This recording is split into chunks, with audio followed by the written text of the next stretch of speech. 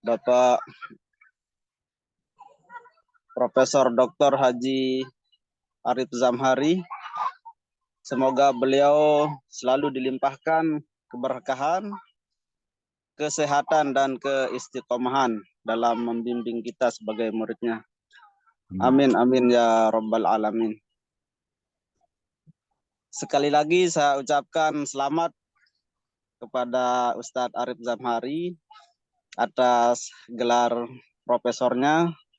Mudah-mudahan menular kepada kita semua. Amin. Alhamdulillah, sedikit info, pada hari Sabtu kemarin saya sudah interview untuk S2-nya, kemudian alhamdulillah kemarin diumumkan, alhamdulillah lulus dan diterima. Alhamdulillah. Doanya untuk para ustadz, para kiai, mudah-mudahan dilancarkan semuanya. Amin. Baiklah, sebelum kita memulai acara ini, mari kita sama-sama membukanya dengan membaca Al-Basmalah. Bismillahirrahmanirrahim. Untuk sesi selanjutnya yaitu pembacaan tahlil dan doa yang akan dilantunkan oleh Ustadz Sufyan. Kepada beliau dipersilahkan. Silakan Ustadz Sufyan. Assalamualaikum warahmatullahi wabarakatuh. Yang menghormati Bapak Profesor Dr. Haji Zamhari yang kami muliakan, dan para penyanyi, sahabat alumni. Mohon izin untuk membaca tahlil. Bismillahirrahmanirrahim. La hadratin Nabil Mustafa Sayyidina Muhammadin Rasulullah sallallahu alaihi wasallam wa ala alihi wa ashabihi wa dzurriyyatihi. Al-Fatihah. A'udzu billahi minasyaitonir rajim. Bismillahirrahmanirrahim. Bismillahirrahmanirrahim. Alhamdulillahirabbil alamin. Maliki yaumiddin. Iyyaka na'budu wa iyyaka nasta'in. Ihdinas siratal mustaqim. Siratal ladzina an'amta 'alaihim ghairil maghdubi 'alaihim waladdallin. Amin. Wassalamu alaikum warahmatullahi wabarakatuh. Masyaril ardi ila maghribiha wa bahriha wa min yaminiha ila shimaliha wa sanarahi jami'ah kubur sanarahi Ahmad Hashim Zati. Allahumma ighfir lahu warhamhu wa'fu anhu. Syu'lillahi lahumul Fatihah. A'udzu billahi minasyaitonir rajim. Bismillahirrahmanirrahim. Alhamdulillahi rabbil alamin arrahmanir rahim maliki yaumiddin. Iyyaka na'budu wa iyyaka nasta'in ihdinas siratal mustaqim. Siratal ladzina an'amta 'alaihim ghairil maghdubi 'alaihim waladdallin. Amin. La ilaha illallah wallahu akbar. Bismillahirrahmanirrahim. Qul huwallahu ahad. Allahu samad. Lam yalid wa lam yulad wa lam yakul lahu kufuwan ahad. Bismillahirrahmanirrahim. Qul huwallahu ahad. Allahu samad. Lam yalid wa lam yulad wa lam yakul lahu kufuwan ahad. Bismillahirrahmanirrahim. Qul huwallahu ahad. Allahu samad. Lam yalid wa lam yulad wa lam yakul lahu kufuwan ahad.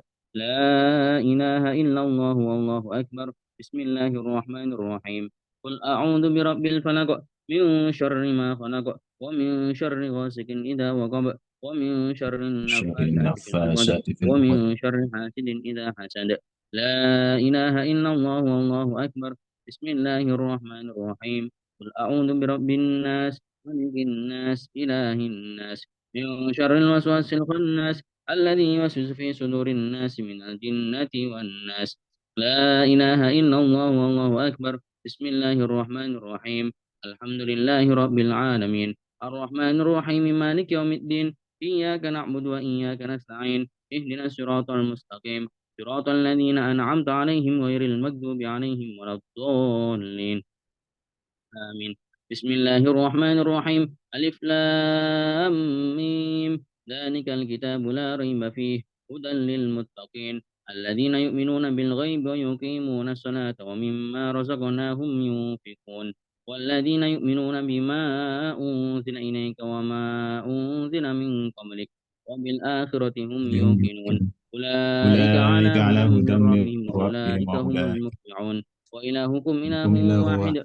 La ilaha illa huwa ar-rahmanur rahim. الله لا الله إله لا إلا هو إله الحي إلا القيوم لا هو تأخذه لا سنة تأخذه ولا سنة نوم ولا له ما في نوم. السماوات وما في الأرض ما ذا الذي من ذا يشفع الذي عنده يشفع عنده إلا بإذنه إلا بإذنه يعلم ما بين يعلم ما بين أيديهم وما أيديهم خلفهم ولا يحيطون بشيء من علمه إلا بما شاء وسع كرسيه السماوات والأرض ولا يؤوده حفظهما وهو العلي العظيم لله ما في السماوات وما في الأرض وإن تبدوا ما في أنفسكم أو تخفوه يحاسبكم به الله ويغفر لمن يشاء ويعذب من يشاء والله على كل شيء قدير آمن الرسول بما أنزل إليه من ربه والمؤمنون كل آمن بالله وملائكته وكتبه ورسله لا نفرق بين أحد من رسله وقالوا سمعنا وأطعنا غفرانك ربنا وإليك المصير لا يكلف الله نفسا إلا وسعها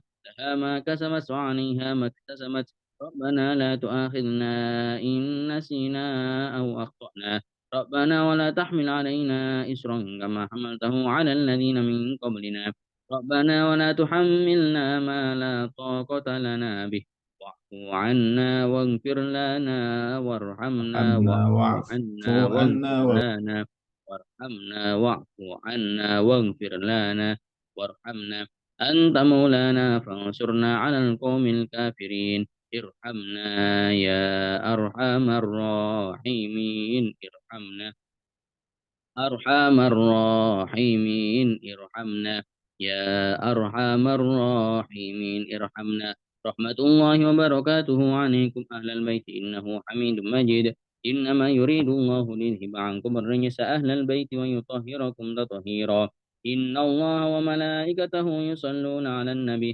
يا أيها الذين آمنوا صلوا عليه وسلموا تسليما اللهم صل أفضل الصلاة على أحد مخلوقاتك شمس الضحى ونور الهدى ومدر الدجى سيدنا محمد وعلى آله وصحبه وسلم عدد معلوماتك ومداد كلماتك كلما ذكرك الذاكرون وغفل عن ذكرك الغافلون وسلم رضي الله تعالى عن سادتنا أصحاب رسول الله أجمعين وحسبنا الله ونعم الوكيل نعم المولى ونعم النصير ولا حول ولا قوة إلا بالله العلي العظيم أستغفر الله العظيم أستغفر الله العظيم أستغفر الله العظيم أستغفر الله العظيم إن الله غفور رحيم أفضل الذكر فاعلم أنه لا إله إلا الله أي موجود لا إله إلا الله أي معبود لا إله إلا الله أي باب سيدنا محمد رسول الله صلى الله عليه وسلم لا إله إلا الله لا إله إلا الله لا إله إلا الله لا إله إلا الله لا إله إلا الله لا إله إلا الله لا إله إلا الله محمد رسول الله لا إله إلا الله لا إله إلا الله لا إله إلا الله محمد حبيب الله لا إله إلا الله محمد حبيب لا الله إله إلا الله محمد رسول الله لا إله إلا الله محمد اللهم صل على سيدنا محمد اللهم صل عليه وسلم اللهم صل على محمد اللهم صل عليه اللهم وسلم صل على سيدنا محمد يا رب صل عليه وسلم اللهم صل على محمد يا رب صل عليه وسلم سبحان الله عدد ما خلق خلق الله الله سبحان الله عدد ما خلق الله سبحان الله عدد ما خلق الله Subhanallah wa bihamdihi به سبحان subhanallahil الله azim. العظيم Subhanallah wa bihamdihi وبحمده سبحان subhanallahil الله azim. العظيم Subhanallah wa bihamdihi subhanallahil azim.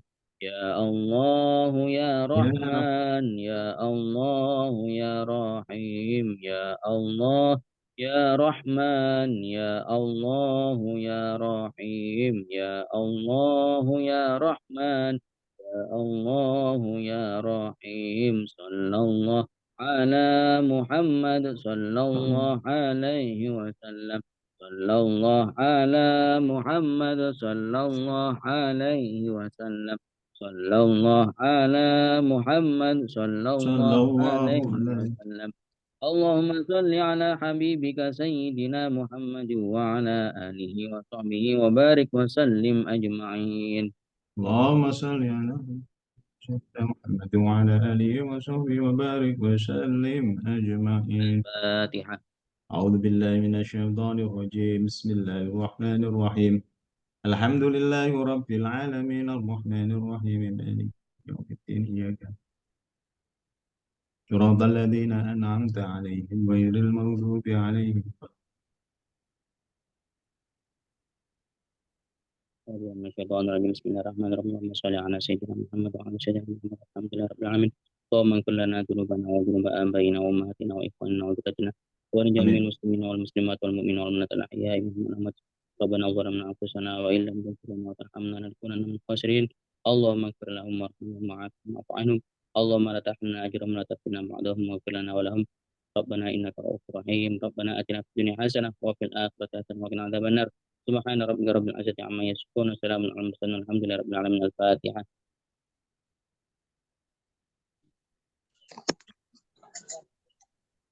Baiklah, Assalamualaikum terima warahmatullahi kasih. wabarakatuh. Waalaikumsalam warahmatullahi wabarakatuh. Terima kasih saya ucapkan kepada Ustadz Muhammad Sofyan.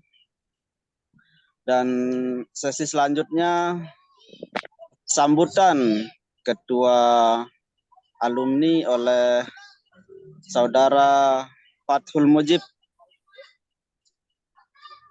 Silakan kepada Saudara Fathul Mujib. Mungkin ada sepatah dua kata. Sudah masuk ya? MC sudah masuk suara saya? Sudah masuk. Ya, silakan. Bentar. Cepat banget tahlilnya ini.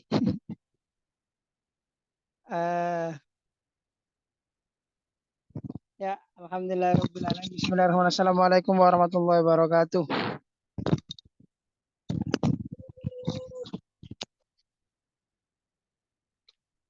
Alhamdulillah wa kafa wa ala ibadilladzina istafa wa ba'du. Yang sangat saya muliakan, saya hormati Bapak Dr. Arif Zamhari yang selalu kita anggap sebagai guru, terutama dalam hal guru bahasa asing. Kawan-kawan semua yang hadir, alhamdulillah dari semua anggota sudah sekitar 25% insya Allah yang hadir, atau mungkin seperempatnya lah.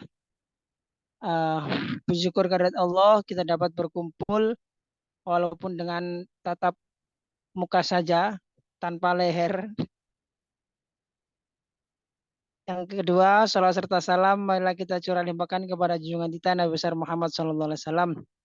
Untuk mempersingkat waktu biar nanti Bapak Dr. Arif Zamhari lebih leluasa untuk menyampaikan, karena sudah lama kita merindukan suara beliau, terutama suara di subuh hari.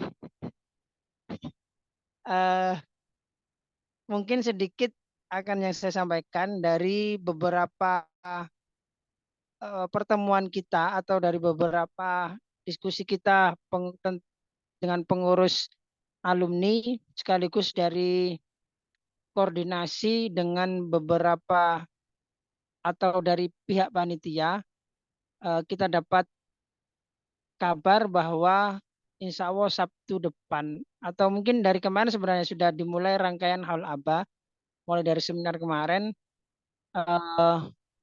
yang puncaknya insya Allah hari Minggu. Nggih, hari Minggu pagi. Jadi mungkin saya minta nanti kawan-kawan semua, sahabat-sahabat untuk apa namanya, seperti kemarin, yakni kita tetap koordinasi untuk membuat acara khusus Silatnas Alumni Depok. Kalaupun karena acaranya memang terlalu mepet bagi kita, persiapan yang kurang memadai, mungkin jadi nanti kita diskusi lebih lanjut. Jadi mungkin ada perwakilan dari kita dari beberapa daerah yang kita kumpul di sana untuk hormat ke guru besar kita Abah Hasyim Muzadi. Mungkin itu saja, dan nanti kita akan share tahapan-tahapan atau beberapa rangkaian acara yang akan kita lalui, yang akan kita laksanakan di sana, dan mungkin nanti kita butuh partisipasi panjenengan semua, sahabat-sahabat, untuk mensukseskan acara kita. Jadi mungkin itu saja. Nah, saya serahkan waktu ke MC biar nanti Pak Rektor lebih leluasa, lebih lama lagi. Kayaknya tidak perlu dibatasi ya MC ya, biar Pak Dokter. Ya, maunya seperti itu. Oh iya, kemarin-kemarin Ya, seperti itu. Siap. Ya. Saya mohon maaf, saya pribadi dan mewakili kawan-kawan, mohon maaf kepada Bapak Dr. Arif Jamhari kalau selama ini kita membuat acara seperti ini tanpa memberi kabar, karena saya yakin panjenengan pasti saya kepedean ya, kayaknya panjenengan juga masih kangen-kangen dengan wajah-wajah gulu-gulu ini. Kalau kurang lebihnya mohon maaf. Hadanallah yakum wa lafa minkum. Wassalamualaikum warahmatullahi wabarakatuh. Waalaikumsalam warahmatullahi wabarakatuh. Terima kasih sambutannya Pak Ketua Mujib, Ketua KPU ya. Baiklah, kita masuk ke sesi selanjutnya, yaitu tentang pemikiran Abah. Kita ulas tuntas pada malam hari ini yang akan disampaikan oleh guru kita, Bapak Profesor Dr. Haji Arif Zamhari. Kepada beliau dipersilahkan. Bismillahirrahmanirrahim.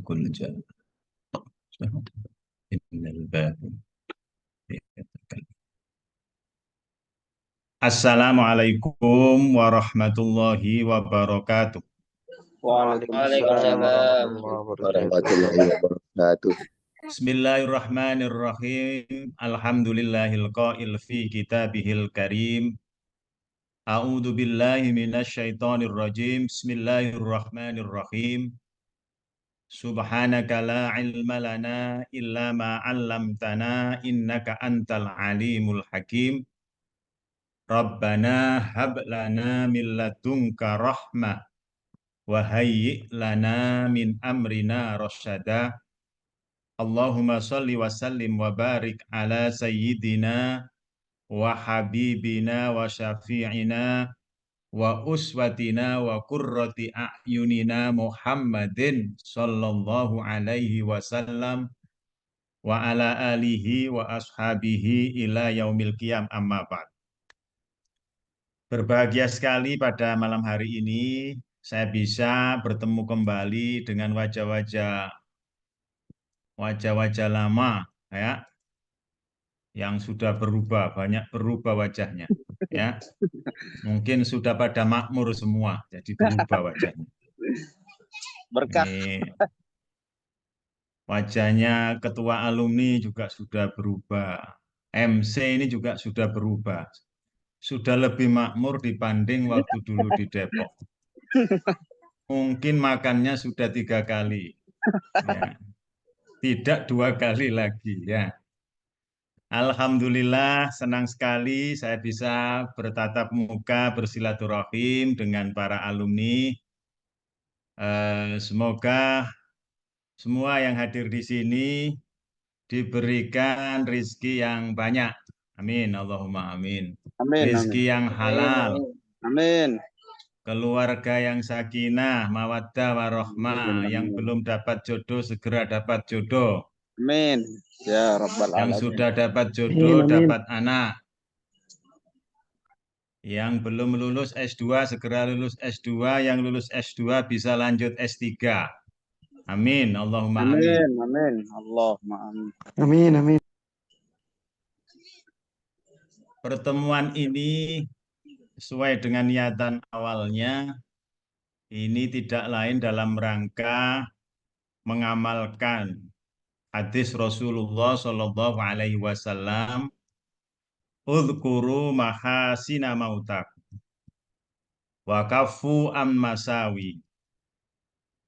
Ingat-ingatlah kebaikan orang-orang yang sudah meninggal, dan tahanlah untuk tidak menceritakan keburukan-keburukan mereka.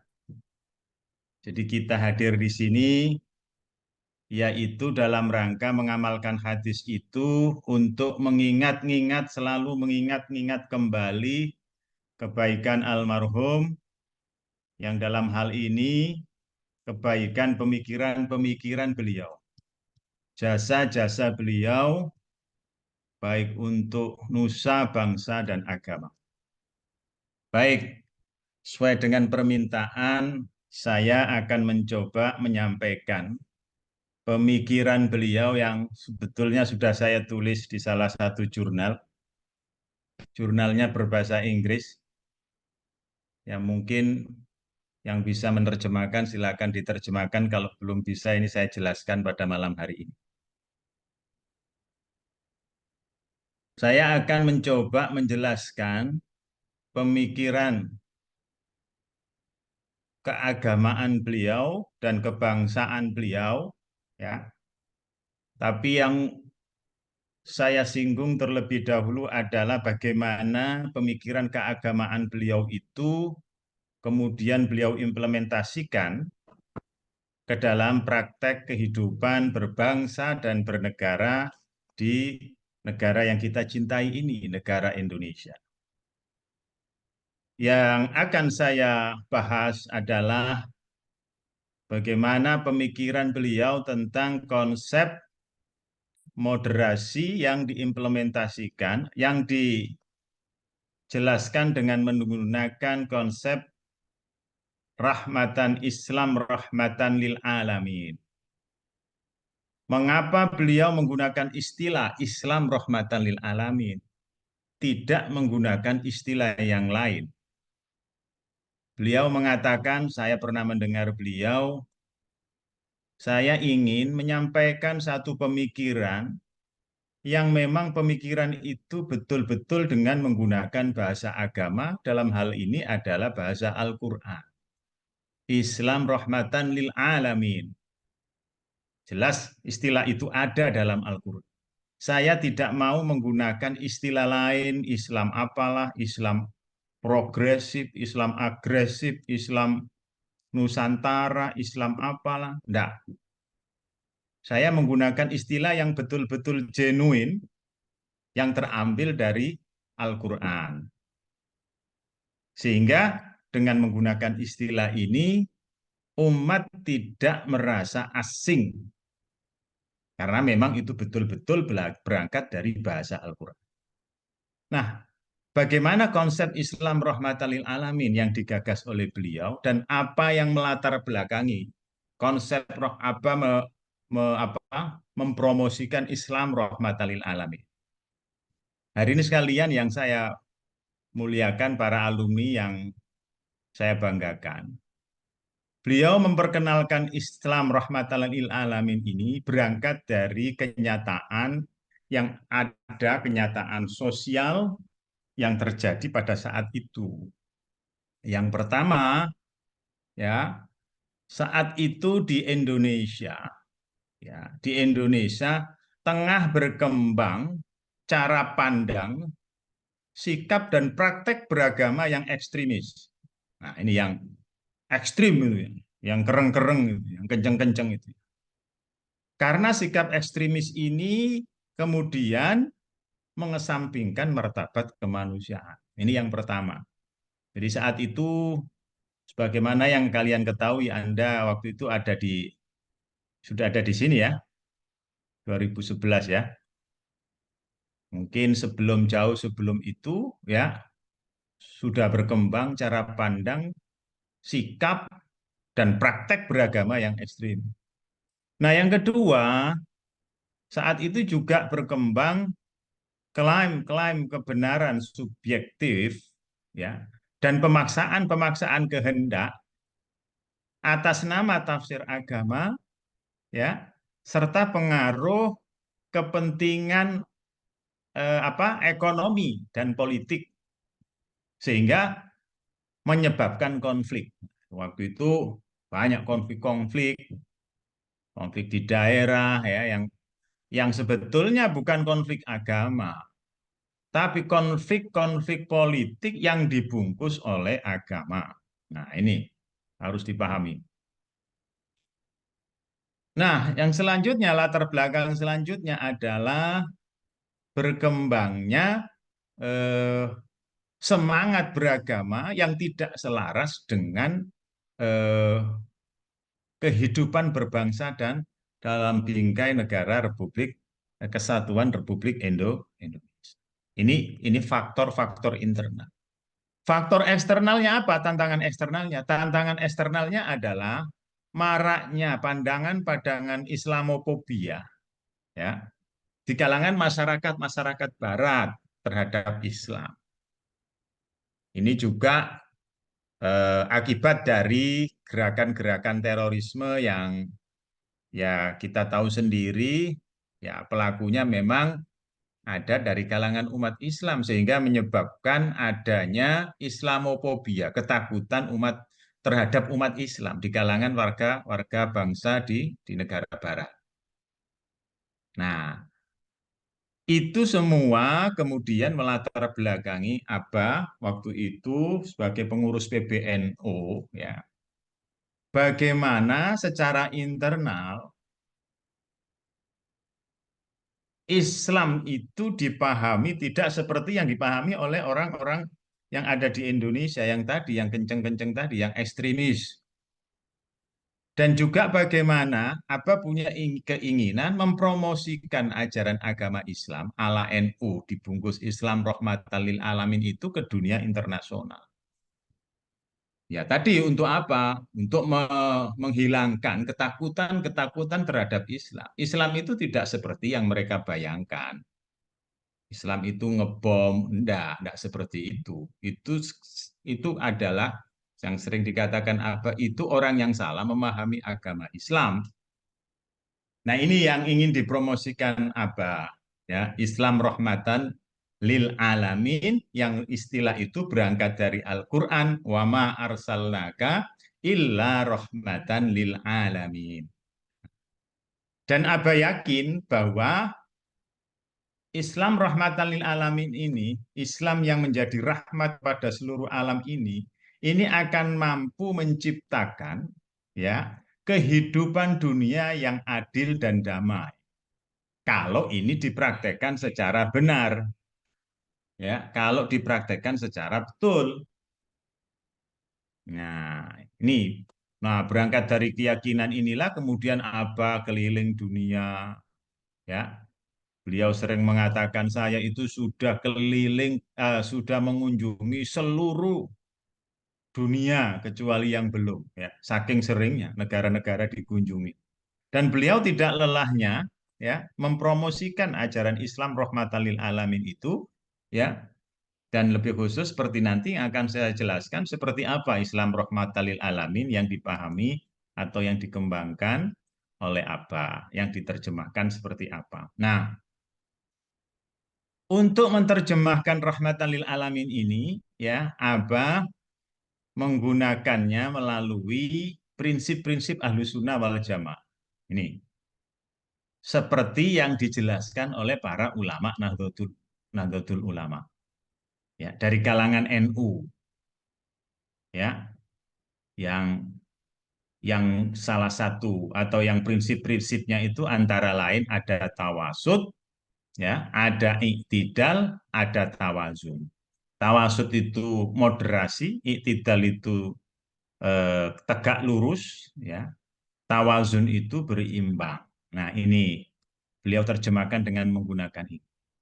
Menurut beliau, ya, prinsip-prinsip ketiga tadi, ya, tawasud, iktidal, tawazun itu ya bisa dikombinasikan dalam satu prinsip, yaitu prinsip wasatiyah. Apa wasatiyah itu? Ya, wasatiyah itu moderat. Ya, moderat atau orang menyebutnya jalan tengah. Ini jauh sebelum konsep moderasi beragama yang digagas oleh Kementerian Agama tahun 2019, ya. Nah, kan sekarang kan ada apa namanya gerakan apa moderasi beragama, ya kan, oleh Kementerian Agama, ya, seluruhnya. Nanti dia menjadi bagian dari RPJM, Rencana Pembangunan Jangka Menengah, dan mungkin ini akan diteruskan di departemen-departemen atau kementerian-kementerian lain. Nah, sebelumnya Abbas sudah menggagas itu. Jadi nanti akan kita lihat konsep moderasi beragama yang digagas oleh Kementerian Agama itu sesungguhnya hampir sama. Walaupun yang digagas apa waktu itu bisa dikatakan secara umum, ya, kemudian lebih diperinci lagi oleh Kementerian Agama, tapi kandungan pemikiran moderasi beragama itu sama dengan apa yang dikatakan apa dengan konsep Islam rahmatan lil alamin itu. Oke, ya. Jadi apa itu wasatiyah? Wasatiyah itu dalam pandangan beliau, wasatiyah itu itulah yang menjadi karakter dan yang menubuh di dalam ajaran Islam itu sejak awal kelahiran Islam. Jadi kalau orang memahami ajaran Islam itu dengan benar, maka karakter wasatiyah itu ada di situ. Ya. Jadi Islam yang benar, Islam yang tepat itu ya wasati. Nggak ada orang yang ekstrim, itu bukan Islam. Orang yang memahami agama secara ekstrim itu bukan watak Islam. Jelas Islam melarang, kan, orang ekstrim itu kan melarang. La taghlu fi dinikum, janganlah kamu apa taghlu itu. Hulu, ekstrim, berlebih-lebihan dalam hal agamamu. Nah, ini jelas. Karena Islam tidak ekstrim, Islam itu wasati. Nah, implementasi dari tawasud dan iktidal, tadi kan ada tiga tuh, tawasud, iktidal, tawazun. Gabungan atau implementasi dari tawasud dan iktidal itu adalah tasamuh. Ini menurut apa ya? Ini asli penjelasan apa ya yang saya tahu Pak di pidato Dr. honoris causa beliau, ya. Beliau mengambil tema ini, ya. Mengambil tema upaya-upaya beliau untuk mempromosikan Islam rahmatan lil alamin ini. Kalau istilah-istilah ini memang istilah-istilah yang ada dalam NU. Ahlus Sunnah wal Jamaah NU itu menggunakan prinsip-prinsip tadi.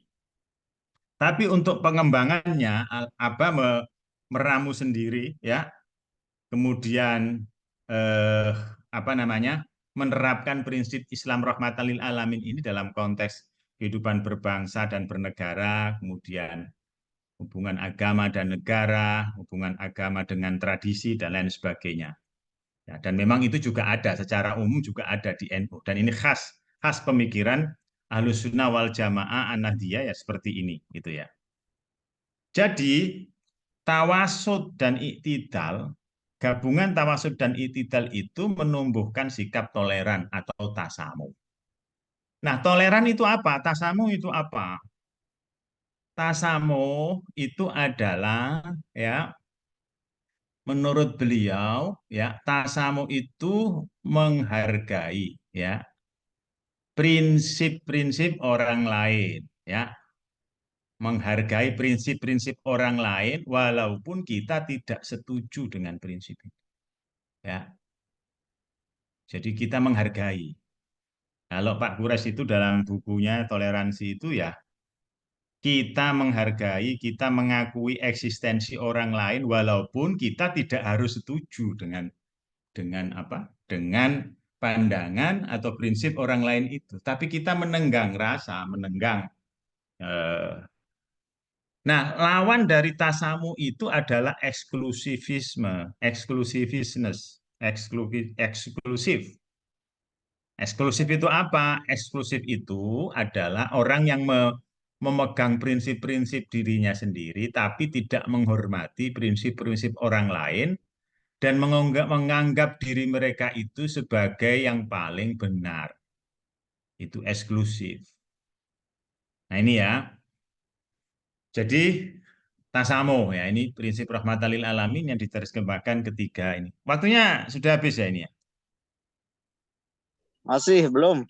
Oh masih belum. Ya, Kira-kira 3 jam lagi apa kuat ini kalian? bisa Hah? dilanjut. Salah masih kuat. Jadi lanjut.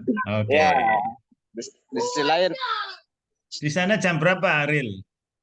Di sini baru jam 9:30. Oh, udah malam ya sana ya. Iya. Tapi Baik, karena kita lanjut hawa ya. kangen juga mungkin ini.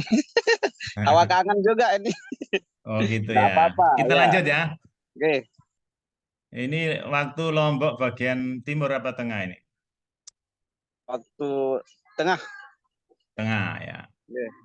Nah, tawasud atau tasamuh tadi, toleran tadi, bagi beliau penting bagi orang beriman. Jadi orang beriman itu kata beliau harus balance dalam hal toleransi dan keimanan.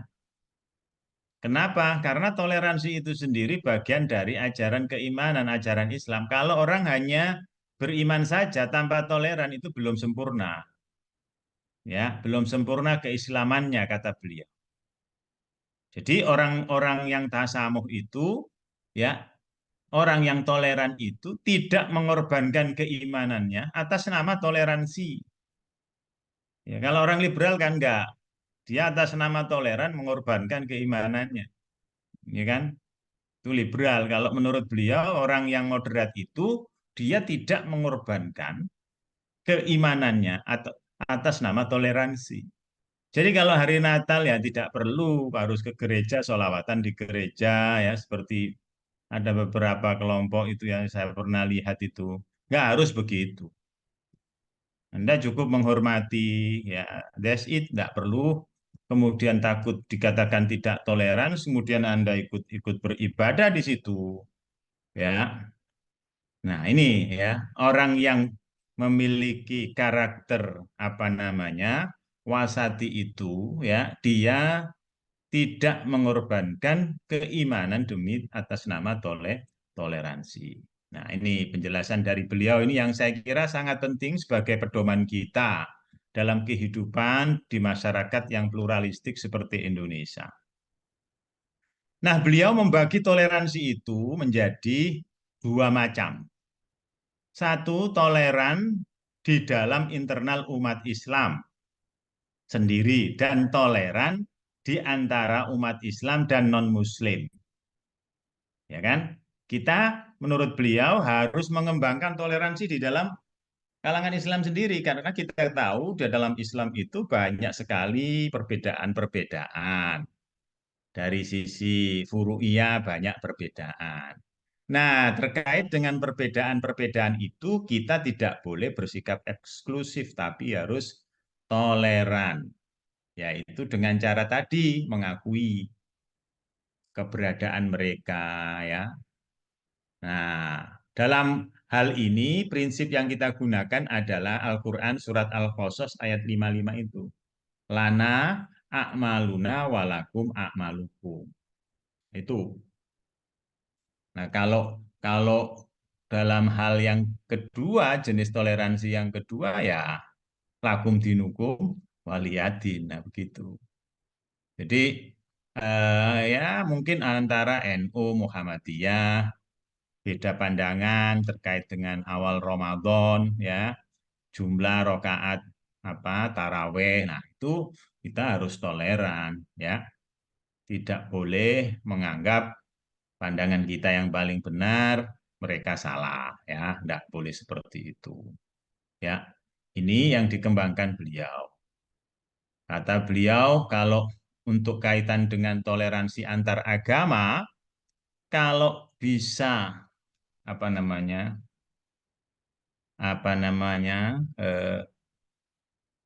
kalau apa ya, kalau sudah sama jangan dibedakan. Gimana, saya lupa itu Pak, ungkapan beliau itu yang sangat cocok itu, ya.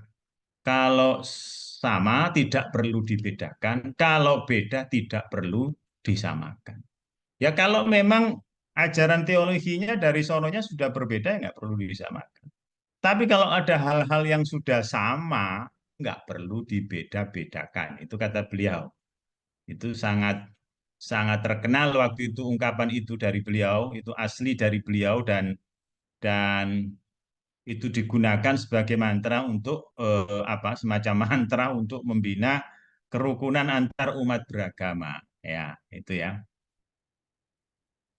Jadi itu ya kaitan dengan toleran. Jadi sebagai seorang muslim terhadap pengangkut agama yang lain itu adalah ya tidak berarti umat Islam itu harus setuju dan membenarkan keimanan orang lain. Tapi juga tidak berarti kita tidak boleh berhubungan dengan orang-orang tadi yang berbeda keyakinan. Nih ya. Baik, ya. Nah, bagaimana sekarang prinsip-prinsip Islam rahmatan lil alamin itu ya dalam hal mengatur hubungan aspek-aspek teologi, aspek-aspek sosial dan aspek-aspek kemanusiaan. Nah, menurut beliau ya terkait dengan persoalan teologi ya kita sebagai umat Islam ya masing-masing punya keyakinan yang yang berbeda-beda, bahkan menganggap bahwa keyakinan teologis masing-masing agama itu benar menurut keyakinannya. Jadi agama itu benar menurut umat beragama itu sendiri ya. Jadi kita sebagai umat Islam atas nama toleransi kemudian kita mengakui kebenaran agama lain. Enggak, kita mengakui agama kita yang benar, yang paling benar. Sama juga umat agama lain mengakui agama mereka yang paling benar dan itu tidak ada masalah asal Anda tidak kemudian mengatakan itu sambil berdebat di depannya saling menyalahkan. Enggak. Jadi agama itu benar menurut masing-masing pemeluknya. Makanya orang Katolik yang taat seperti Romo Magnis itu ya, dia nggak percaya pada pluralisme bahwa semua agama itu benar, itu nggak percaya itu. Justru itu melemahkan keimanan kata beliau, ya kan? Agama itu tidak semua agama itu semua agama itu benar, enggak. Jadi agama itu benar menurut masing-masing pemeluknya. Nah, itu baru benar. Orang Muslim harus seperti itu.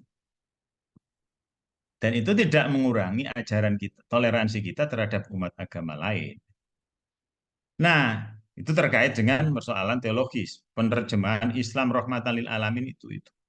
Dalam hal sosial dan kemanusiaan, ya, ini diserahkan ya kepada masing-masing, ya, diserahkan kepada masing-masing. Dalam hal sosial ya, itu diserahkan kepada masing-masing. Ya. Dan ini saya kira sejalan prinsip ini misalkan ya dalam hal ini misalkan ya dalam hal bentuk pemerintahan dan negara misalkan Islam tidak memberikan informasi yang detail tentang hubungan antara agama dan negara. Sebaliknya Islam hanya menyebutkan ya sebagaimana yang disebutkan dalam Al-Qur'an itu hanya hubungan agama dan negara yang didasarkan pada prinsip-prinsip atau nilai-nilai seperti keadilan, persamaan, musyawarah, ya, al-hurriyah, hak asasi manusia, atau muraqabatul ummah, kontrol umat, kontrol rakyat terhadap pemimpin. Nah, itu nilai-nilai universal, nilai-nilai values. Jadi terkait dengan masalah sosial ini diserahkan kepada umat. Itu keyakinan beliau dalam konsep Islam rahmatan lil alamin. Makanya beliau ya dalam hal bentuk negara, beliau sering katakan tidak harus bentuk negara Islam. Mengapa? Karena tidak semua negara yang berbentuk Islam itu berkorelasi positif ya dengan penerapan ajaran-ajaran agama secara adil. Justru seringkali negara-negara yang berdasarkan negara Islam itu justru penerapan implementasi ajaran Islam dalam hal apa? Kesejahteraan, keadilan itu malah tidak muncul. Justru sistem pemerintahannya diktator. Coba kamu lihat beberapa negara yang menggunakan stempel Islam itu. Ya, Anda bisa meneliti. Ya, kira-kira pemimpinnya diktator apa enggak? Beberapa seringkali begitu. Nah, itu alasan beliau ya. Tidak mesti negara yang berbentuk berstempel Islam itu berkorelasi positif dengan penerapan prinsip-prinsip ajaran Islam. Malah sebaliknya. Nah, ini ya. Baik. Selanjutnya ya, ini karena Islam rahmatan lil alamin yang mengharuskan di situ ada toleransi itu, maka di situ beliau mengatakan bahwa pluralitas keragaman itu ya sebuah hal yang niscaya ya sebagai persyaratan utama dalam semua penciptaan. Dan saya kira sampean semua sudah tahu itu kan ayatnya itu ya. Al-Hujurat ayat 10 itu. Gimana Pak Moderator? Hujurat ayat 10 itu. Gimana? Halo? Suara saya Ya, bisa nanti didengar? bisa dibacakan oleh Ustaz Zaki yang lebih dekat. Iya. Ya. Jadi pluralitas ya atau keragaman itu ya menjadi sunatullah ya yang itu digunakan Allah untuk menguji umat manusia. Ya. Nah, atas dasar keragaman, pengakuan keragaman dalam Islam inilah, maka kemudian ajaran tentang tasamuh atau toleran itu menjadi penting. Ya kan? Nah, karena kita ini sangat plural, sangat beragam, maka kata beliau, ya, salah satu yang harus ditumbuhkan ke dalam diri umat Islam itu adalah apa? Perasaan bersaudara. Nah, persaudaraan, ukhuwah. Nah, kalau ini beliau mengutip Kiai Haji Ahmad Siddiq yang sangat terkenal itu. Ada 3 macam ukhuwah. Satu, ukhuwah Islamiyah. Persaudaraan yang tumbuh dan berkembang ya atas dasar keislaman sebagai agama ya di dalam negara, di dalam kehidupan konteks nasional maupun internasional. Ada ukhuwah Islamiyah. Yang kedua, ukhuwah watoniyah, yaitu persaudaraan yang tumbuh dan berkembang atas dasar kemanusiaan, atas dasar apa? Atas dasar kebangsaan. Dan yang ketiga, ukhuwah basariyah, yaitu persaudaraan yang tumbuh di atas dasar kemanusiaan. Ketiga ukhuwah inilah yang harus diimplementasikan ya di dalam posisi umat Islam secara individu. Kita umat Islam, kata beliau, tidak boleh mempertentangkan ketiga ukhuwah itu. Walaupun tujuannya untuk mewujudkan Islam rahmatan lil alamin itu. Nggak boleh dipertentangkan. Nah, kadang-kadang kan orang ada yang nggak mau itu mengakui orang yang berbeda agama, tidak menjadi bagiannya, ya. Ya, ada konsep al-wala wal barok, nah, misalkan begitu ya. Padahal mereka itu secara kemanusiaan bersaudara, ya kan? Bersaudara mereka itu. Nah, inilah yang eh, yang menurut beliau ya, ukhuwah Islamiyah dan ukhuwah Watoniyah itu menjadi dasar untuk mencapai ukhuwah insaniyah. Ya, oke ya. Selanjutnya, ini saya singkat-singkat saja ya. Tadi sudah saya singgung terkait bentuk negara. Nah, ini bentuk negara beliau karena Indonesia, beliau tinggal di Indonesia, maka beliau memberikan satu landasan ya. Jadi beliau mengatakan bahwa Indonesia ini memang bukan negara agama, tapi juga bukan negara sekuler ya. Jadi Indonesia ini mengakui keyakinan seluruh umat beragama dan berbeda dengan negara-negara sekuler yang lain. Guyonan beliau, Indonesia ini negara bukan negara agama, bukan negara sekuler. Tapi di sini ya negara mengatur kehidupan harmoni umat beragama. Ya. Jadi untuk urusan ajaran masing-masing agama negara tidak ikut campur, ya, nggak ikut campur sama sekali. Ya. Tapi untuk menjaga keharmonisan hubungan beragama, maka negara harus ikut mengaturnya. Nah, ini ya dia. Makanya di Indonesia itu ada Menteri Agama. Sementara di tempat lain ya tidak ada Menteri Agama. Di Indonesia itu di Kementerian Agama diakui juga ya umat-umat agama lain. Ada Kristen, ada Dirjen apa namanya? Ada Dirjen Kristen, ada Dirjen Bimas Islam, Bimas Kristen, ada Hindu, ada Buddha, ada Katolik.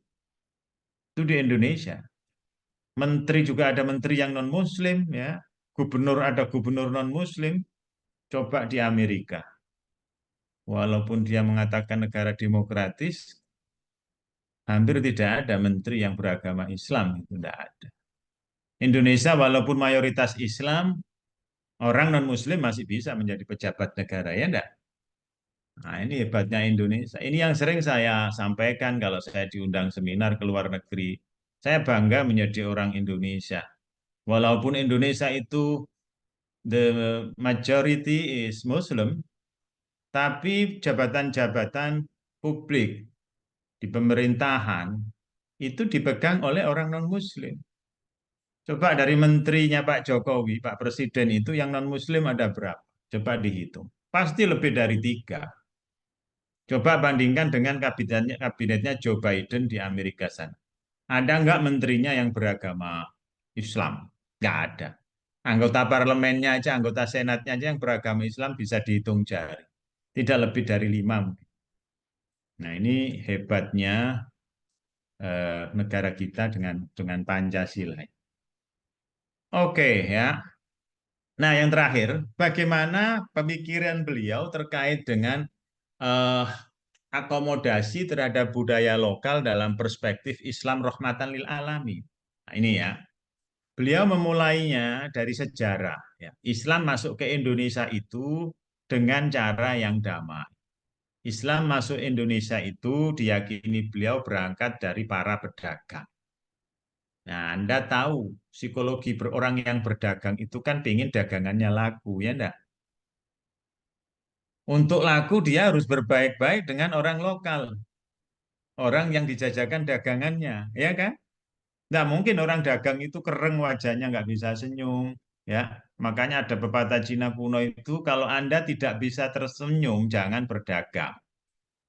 Ya, coba sekarang sampean wajahnya bisa senyum nggak? Berarti Anda bakat jadi pedagang. Ya, kalau Anda nggak bisa tersenyum, ya kata pepatah Cina kuno, jangan pernah jadi pedagang. Nah, karena traders, pedagang yang datang bersama orang-orang sufi itu pastilah mereka tujuannya adalah supaya dagangannya laku, maka dia harus berbaik-baik dengan orang lokal.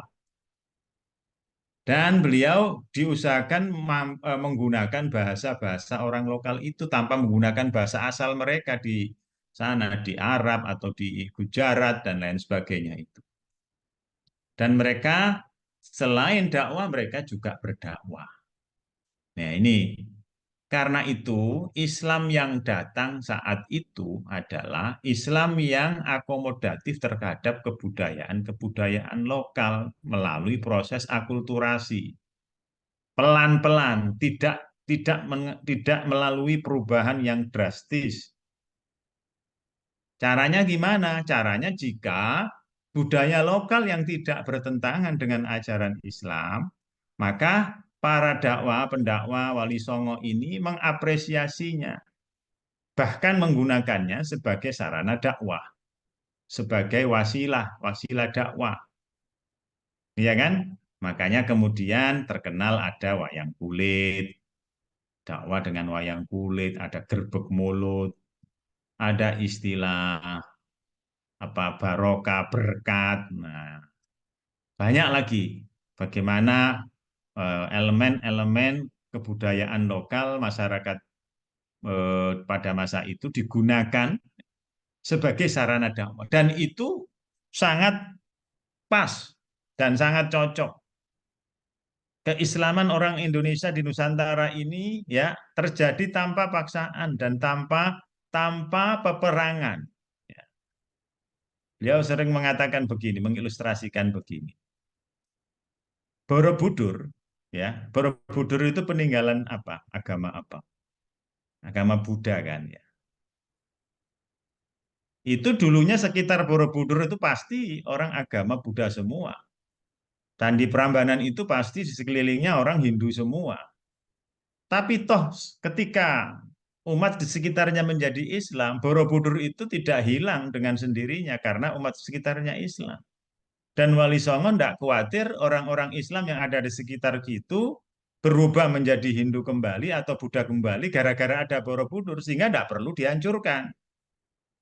Kalau di tempat lain, di Taliban sana, Taliban itu di mana? Di Afghanistan, itu dihancurkan takut karena syirik lah, apalah. Di Indonesia enggak. Justru Borobudur itu menjadi apa? Menjadi tujuan wisata. Anak Al-Hikam, anak Staima, anak mana? ST Kaki, itu tawafnya ke Borobudur, jalan-jalannya. Iya enggak? Dan enggak takut berubah menjadi Buddha gara-gara pegang patung patung Buddha di Borobudur. Ya. Nah, ini bedanya dengan kalangan Wahabi. Wah, harus dihancurkan itu menyebabkan orang syirik. Kok suudzon sekali terhadap keimanan kita itu ya. Kira iman kita lemah gara-gara ziarah kubur gitu ya. Nah, ini ya. Orang Wali Songo enggak begitu, enggak harus dihancurkan itu. Kalau dihancurkan justru tambah ada perlawanan. Dikuatkan saja imannya, nanti tadi yang disembah-sembah itu menjadi tujuan wisata. Nah, gitu ya. Bahkan setelah ke Borobudur pulang, gimana tadi jalan-jalan ke Borobudur? Waduh, di sana baksonya murah. Wong ditanya Borobudur kok baksonya murah. Ada jual souvenir di sekitarnya. Kalau turis asing ditanya, dia kan cerita, waduh Borobudur didirikan abad ke-10 oleh dinasti mana, Sailendra, macam-macam. Kalau kita ditanya, anak Alikam ditanya ke sana, waduh baksonya murah, souvenirnya bagus-bagus ya. Ya, Adi Junanto ya. Orang Malang kalau ke sana di. Oke ya. Jadi beliau meyakini bahwa dalam perspektif Islam rahmatan lil alamin, lokal culture itu diakomodasi. Nah, ini ya. Jadi itu tadi kesimpulan dari pemikiran beliau yang belakangan kemudian dipakai oleh Kementerian Agama sebagai indikator moderasi. Ada 4 indikator moderasi itu. Menurut Kementerian Agama. Orang bisa dikatakan pandangan keagamaannya moderat kalau dia memiliki 4 indikator ya. 1, komitmen kebangsaan. Ya, menerima Pancasila, undang-undang tadi kan disebut tadi ya. Negara Kesatuan Republik Indonesia. Yang kedua ada toleransi. Indikatornya orang itu kalau toleran ya, menghormati perbedaan, memberi ruang orang lain untuk berkeyakinan, mengekspresikan keyakinan, nah itu moderat. Indikatornya orang moderat. Yang ketiga anti kekerasan. Nah, ini yang ditambahkan. Menolak tindakan kekerasan. Kalau orang anti kekerasan berarti dia moderat. Yang keempat, nah ini menerima terhadap tradisi. Ramah dalam menerima tradisi dan budaya lokal dalam perilaku keagamaan sejauh tidak bertentangan. Nah, ini pemikiran beliau masuk semua dalam indikator moderasi beragama yang digunakan oleh Kementerian Agama hari ini. Demikian ya. Berapa menit tadi? 45 menit. Demikian ya penjelasan pemikiran-pemikiran beliau secara akademik ya. Biasanya kemarin saya menjelaskan pengalaman-pengalaman beliau, kehidupan beliau ya, yang patut kita contoh, kita tiru. Ya, misalkan penghargaan beliau terhadap ilmu, ya, perjuangan beliau dalam menegakkan, mengembangkan ajaran agama Islam melalui pesantren, melalui dakwah-dakwah beliau ya, yang sebagian besar pemikiran-pemikiran beliau itu sangat maju di zamannya. Pesantren mahasiswa itu ide beliau yang sangat-sangat brilian. Ketika saat itu ya tidak ada pesantren mahasiswa itu tidak ada. Yang pertama ya pesantren mahasiswa Al-Hikam Malang itu. Lahir karena apa? Karena prihatin pendidikan agama di kampus-kampus umum itu hanya 2 jam selama 4 tahun. Pendidikan agama kok 2 jam. Kok kemudian anak disuruh soleh ya, rajin beribadah gitu ya. Susah 2 jam. Satu-satunya cara ya harus di pesantren, mengalami sendiri, membaca sendiri ya. Subuh bangun walaupun dibangunkan ya itu ya. Yang ketawa ini pengalaman, tidurnya sulit bangun ini kayaknya. Berkah. Nah, itu baru kalau pelajaran agama cuma 2 SKS di kampus, ya bangun subuhnya ya nggak bangun, zikir nggak ada gitu kan ya. Susah. Itu gagasan beliau, pesantren mahasiswa. Kemudian apalagi misalkan, ya STKQ ya. Kenapa STKQ itu harus pengabdian 1 tahun ya. Itu semua gagasan-gagasan brilian beliau ya. Walaupun ya saya kira lebih bagus ya saya kalau boleh mengklaim dengan Indonesia Mengajarnya Pak Anies Baswedan itu ya. Ya. Indonesia Mengajar dulu kan ada ya Indonesia Mengajar ya. Tapi saya nggak tahu nggak dengar sekarang. Pro Sakti saya kira lebih sakti ya. Ya di daerah 3T gitu ya. Kemudian ada yang nggak pulang gitu kan. Nah, seperti siapa ya di sini yang nggak pulang ini? Mursid ya mana Mursid Kursi. nggak ada ya. Ya, ya beberapa yang nggak pulang ya. Seperti yang di Kendari itu ada yang nggak balik ya. Hanif ya. Kecantol orang sana. Ya. Luar biasa. Eril kecantol di mana Ril Hairil? Di Tangerang dulu Ustaz, sekarang udah di Lombok. Udah kembali ke Lombok ya. Aduh, Iya, kembali ke tanah air ya. kembali tanah air. Baik, saya kira itu ya. Kurang lebihnya mohon maaf.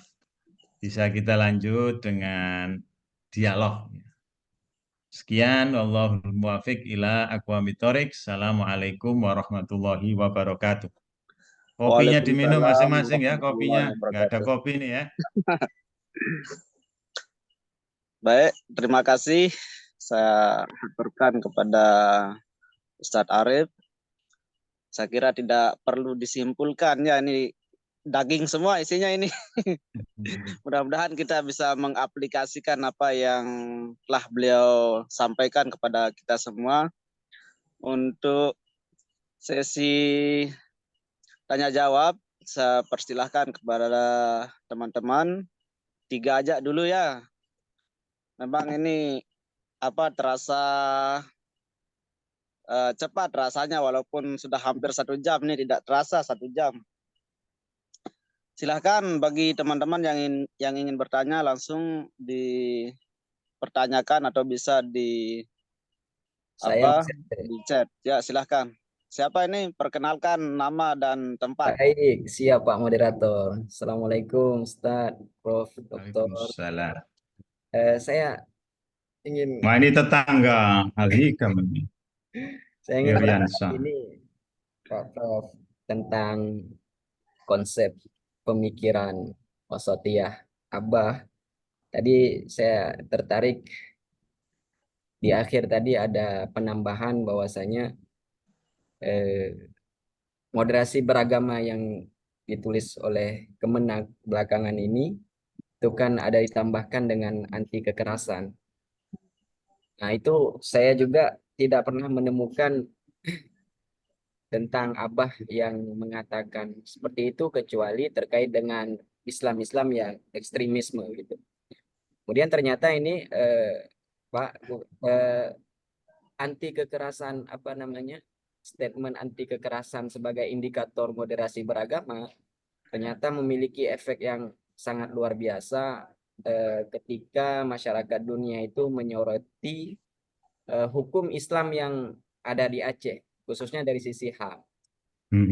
Nah, tidak ada penjelasan lebih lanjut terkait dengan anti kekerasan ini gitu.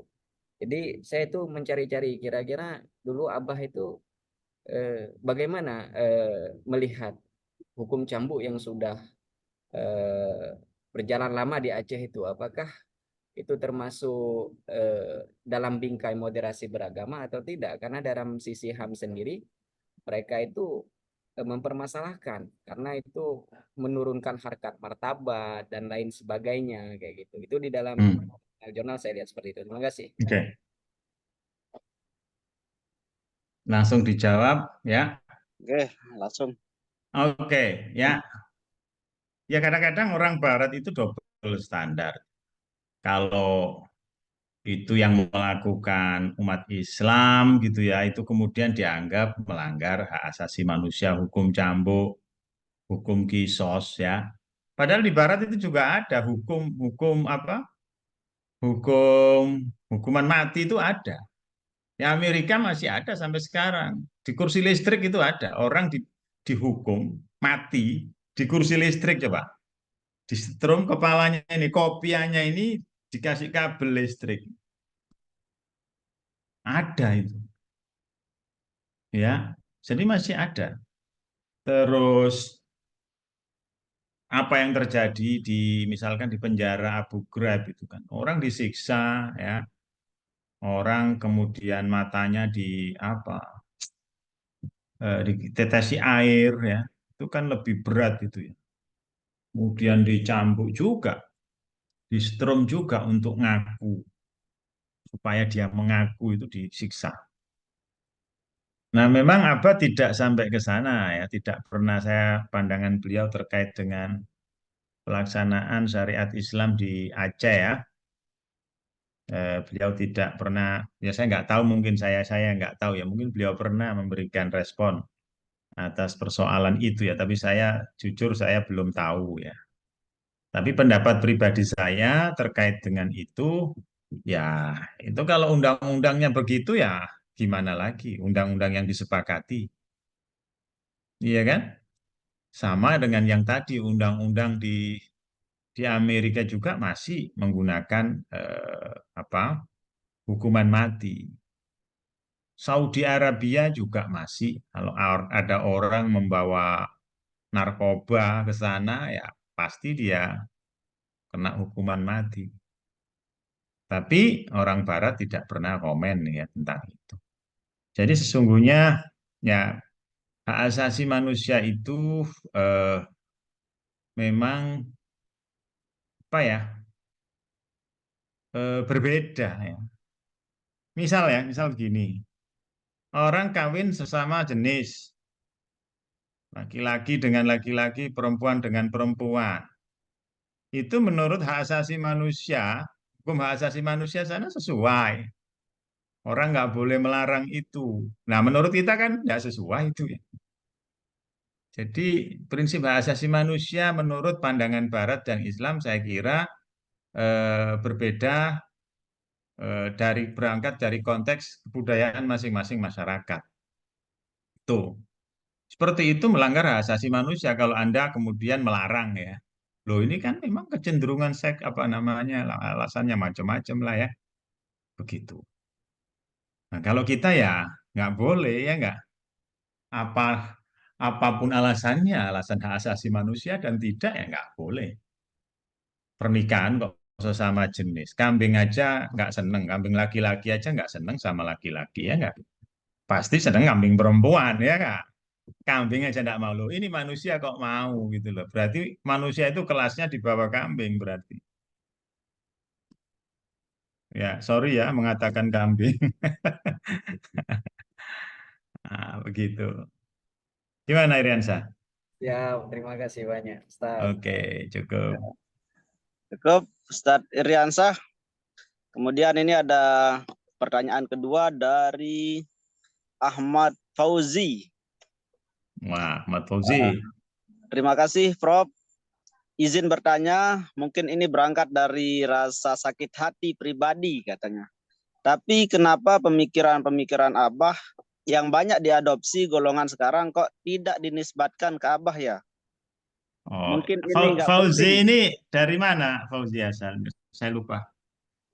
Ya, mohon disebut dari mana ini dan sekarang di mana? Silahkan Oh, kepada Makassar ya, Fauzi Makassar. Yang lagi S2. S3 apa S2 Fauzi?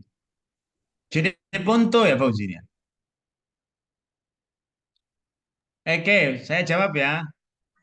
Oke. Sampean nggak usah baper.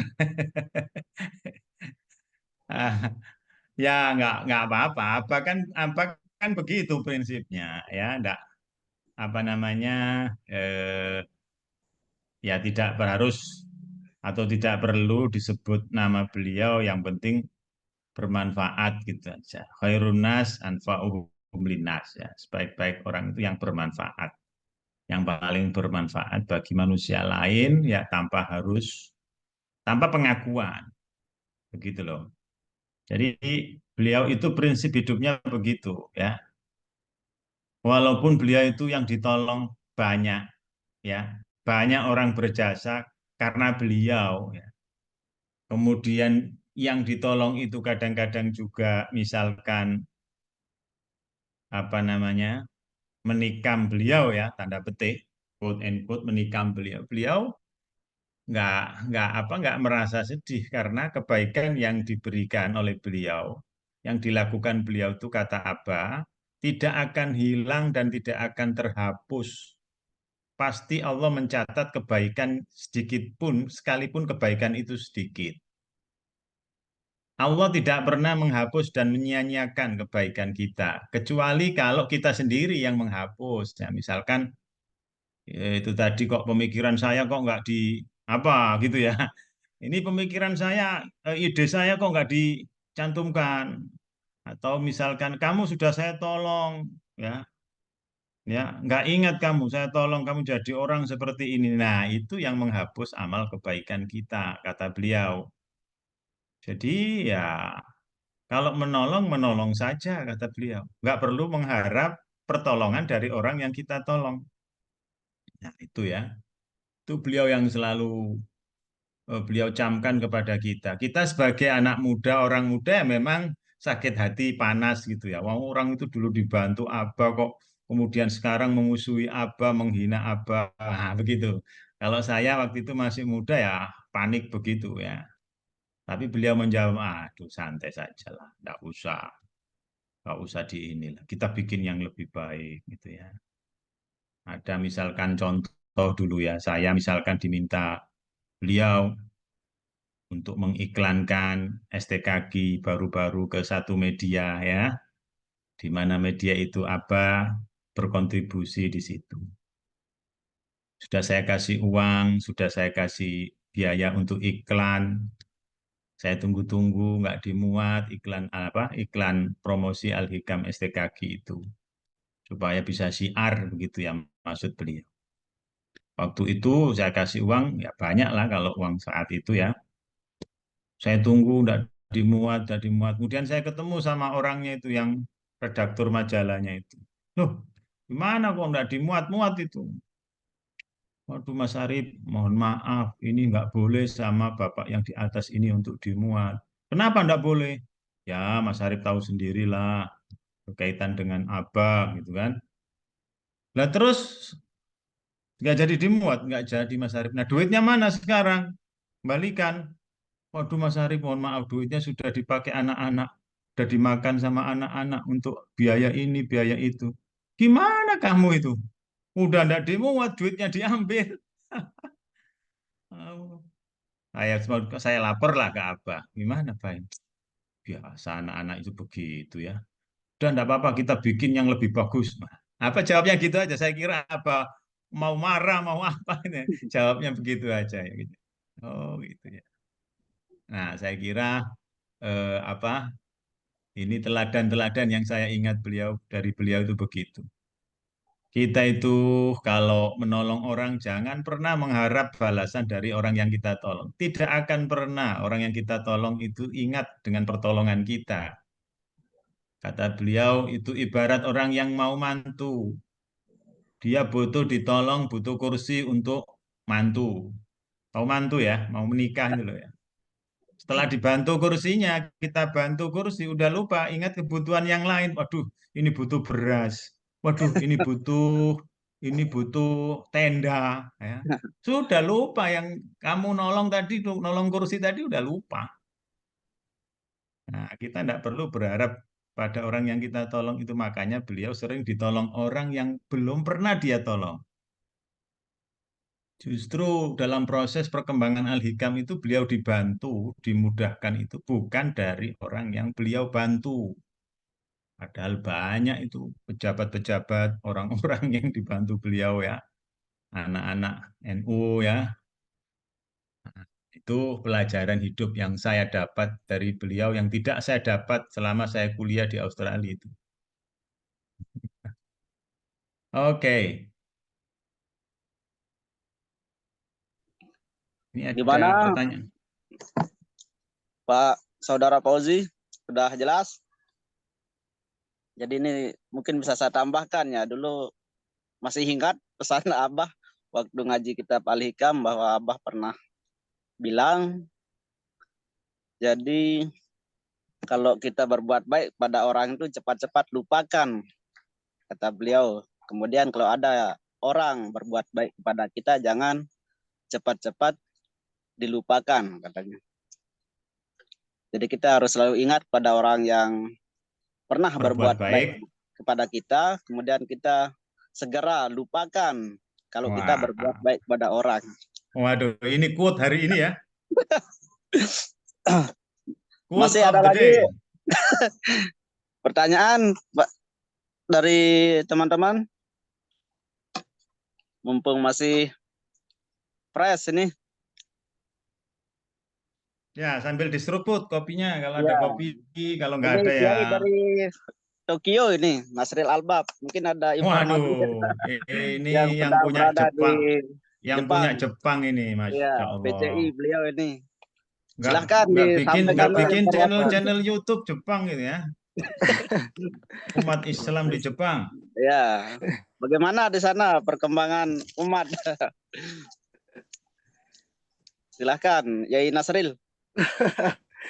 Saya menyimak Prof. Eril. Di mana ini? Di Tokyo apa di mana ini? Di Tokyo, Ustaz. Alhamdulillah. Sering ketemu Mas Zarul ya? Nggih, hampir setiap ini ketemu Pak Zarul. Salam saya ya. Nggih, insya Allah. Ya. Tadi baru yasinan. Iya, bagus lah. Dilanjutkan itu. Moga-moga saya bisa ke sana. Insya Allah bisa hari raya saya ke Cina. Tapi nggak ke Jepang. Jepang. Harus ini. Nanti kita sounding ke beliau. Bisa, kereta cepat. Naik bus ke Cina.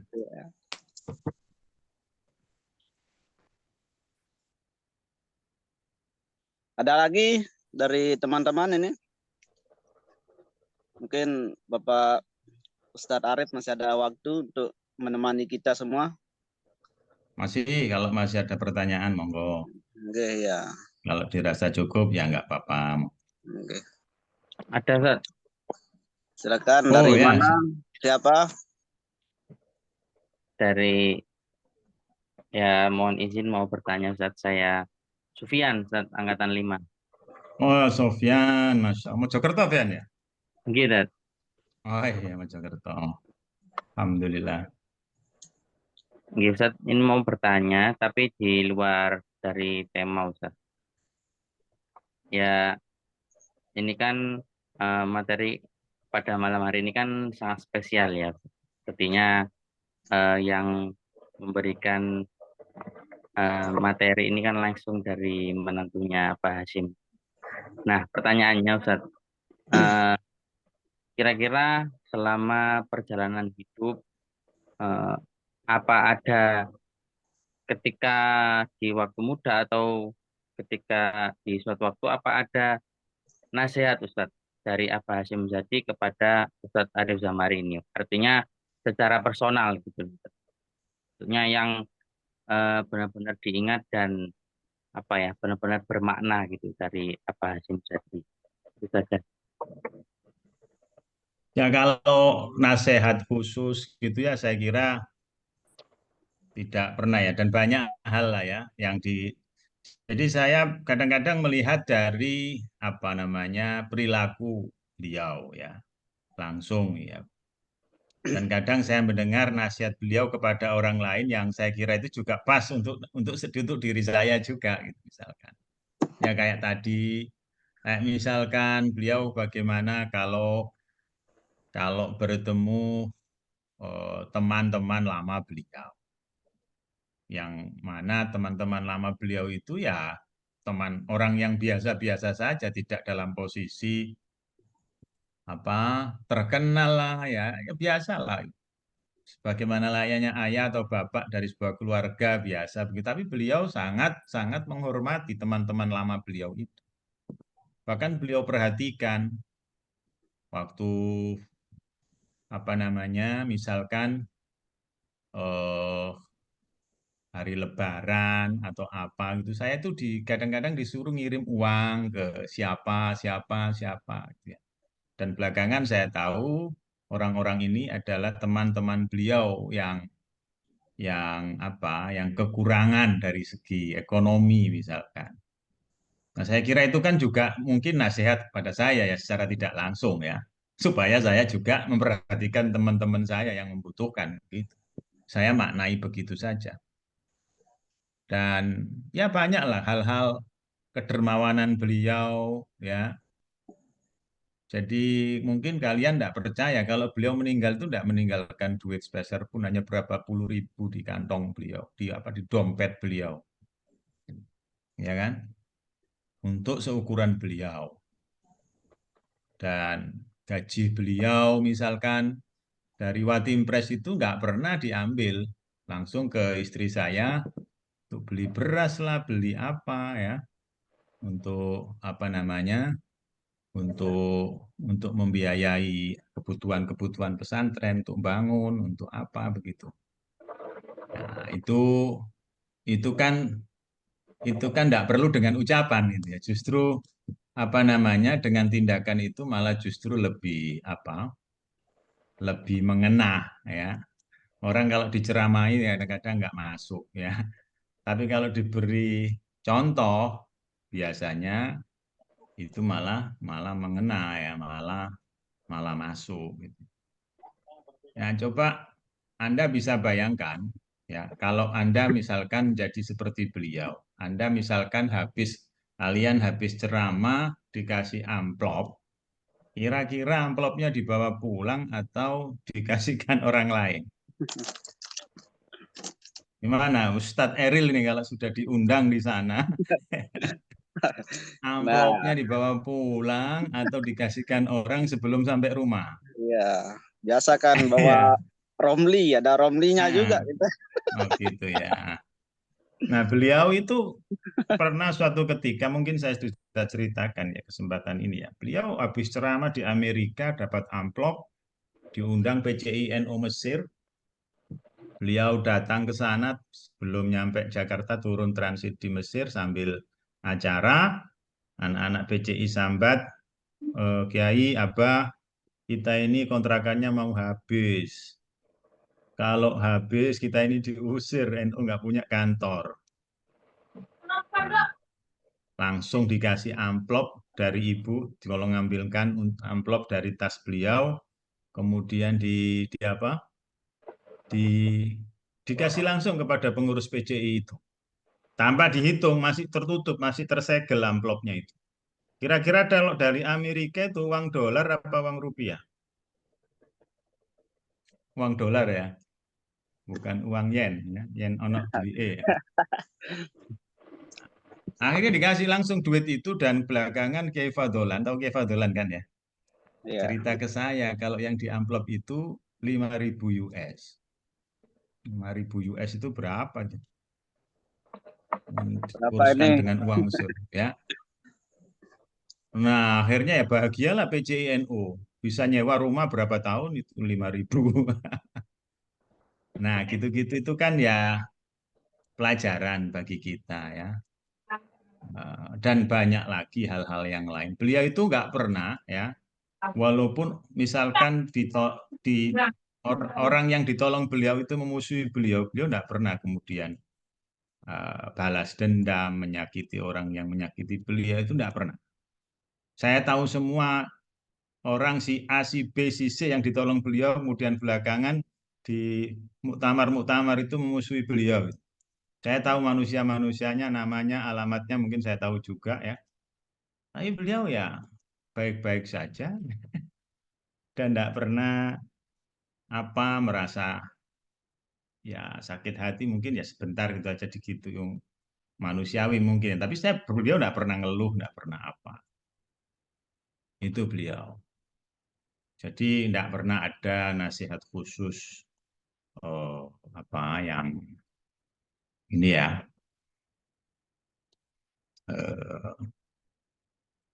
ya begitulah ya. Banyak hal ya yang saya membersamai beliau ya. Wong kalau di PBNU itu ya, kalau habis ceramah itu sudah banyak orang tuh nunggu di kursi. Ya, dulu di kantor wilayah ya, di kantor wilayah dan saya saksikan di PBN, nunggu gerimisan. Tahu gerimisan? Apa itu? Gerimis, tahu gerimis nggak? Gerimis itu hujan, maksudnya gerimis itu amplop itu tadi. Nunggu amplop, bagi-bagi uang dari amplop dari pengajian. Nah, itu beliau itu ya. Dan beliau itu sangat-sangat mencintai santrinya. Nah, kalau yang ini saya tahu. Dulu angkatan pertama ini angkatan berapa ini ya? Ada yang angkatan pertama. Banyak insya Allah. Wah, dulu itu beliau kalau ada uang lebih gitu ya, itu anak-anak gitu, Pak. Santri mana beliau itu begitu. Itu Nunggu yang berkat. nah Nunggu berkat itu kalau ya. malam. Ya, itu beliau yang selalu saya ingat dari kebaikan beliau itu yaitu beliau itu sangat sayang pada santrinya. Ini sudah cukup nggak duitnya? eh, Bisa nggak dikasih uang untuk beli sabun dulu gitu, cuma belakangan nggak bisa. Ya begitulah ya, siapa eh, Sofyan ya. Secara Iya. khusus saya tidak ini. Gimana? Oh ya, saya masih ingat dulu disuruh cari guru saya, tapi belum dapat guru saya sekarang sampai sekarang. Kamu cari guru, gitu. Guru sufi ya. Tapi saya sekarang belum belum ketemu. Semoga ketemu. Amin.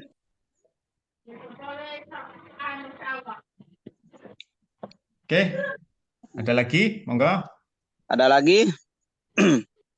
Silahkan. Kita masih ada waktu ini.